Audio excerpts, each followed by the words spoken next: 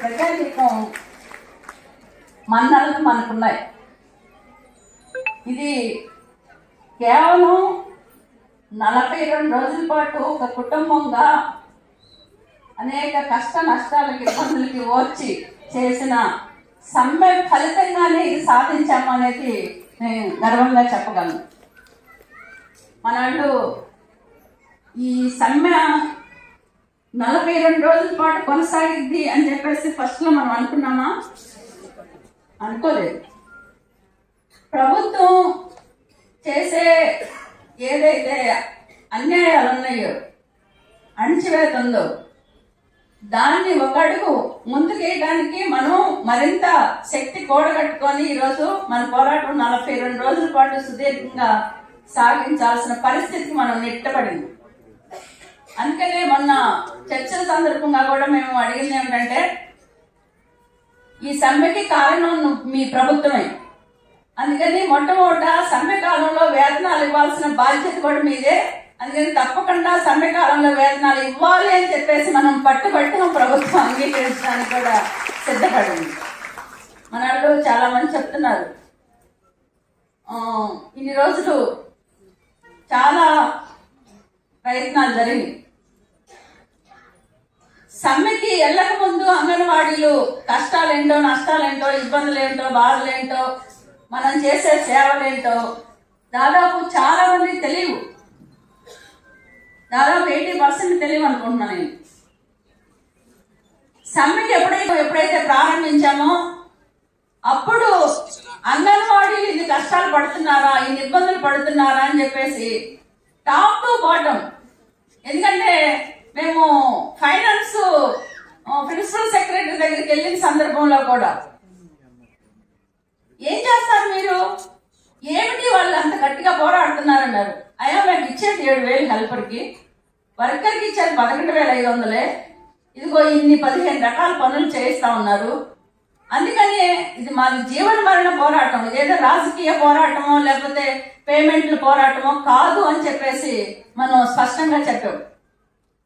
మంత్రుల దగ్గరికి చర్చలకు వెళ్ళిన సందర్భంగా కూడా, అవునా ఇన్ని పనులు మీరు చేస్తున్నారు అంటే ఇప్పుడేదో కొత్తగా కళ్ళు తెచ్చినట్టు. ఇంతకుముందు మనం ఎన్నిసార్లు రిప్రజెంటేషన్లు ఇచ్చినా, ధర్నాలు చేసినా, ఆందోళన చేసినా, చెలోలు నిర్వహించిన కథలని ప్రభుత్వం సమ్మెతోటి దాదాపు 5 సార్లు మంత్రివర్గ ఉపసంఘం కూడా మన డిమాండ్ మీద ఆలోచించి చర్చించి పరిష్కారం చేసే దిశలో ఈరోజు ప్రయత్నం చేసింది. అంటే అది మన పోరాటం వల్ల, నిరవధిక సమ్మె వల్ల అది సాధ్యమైంది అని చెప్పేసి కూడా మనం గమనించాలి.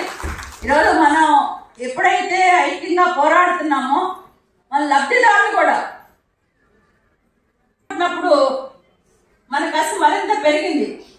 ఈ రోజు పడుతుంది. ఈ రోజు అంగన్వాడీ తాళాలు కాదు, ఈ రోజు మా గుండెలు పగలు కొడతా ఉన్నాం.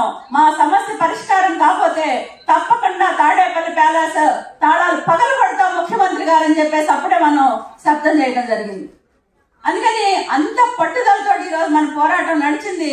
మనం నడిచాం కాబట్టి ఈరోజు లబ్ధిదారులు వెన్నుంటే మనం గత 2-3 నెలల నుండి చేసిన కృషి ఏదైతే ఉందో, మనకు శ్రమ ఏదైతే ఉందో, మన త్యాగం ఏదైతే ఉందో అది ఫలించింది. కాబట్టి ఈరోజు లబ్ధిదారులు కూడా ఏ ఒక్కరు పిల్లల్ని పంపించడం కానీ, వాళ్ళకి ఇస్తా ఉన్న ఆహారం తీసుకోవడం కానీ, ఇతర డిపార్ట్మెంట్లు బెదిరించి మీరు రావాల్సిందంటే కుదరదు అని చెప్పేసి చెప్పాల్సి వచ్చింది.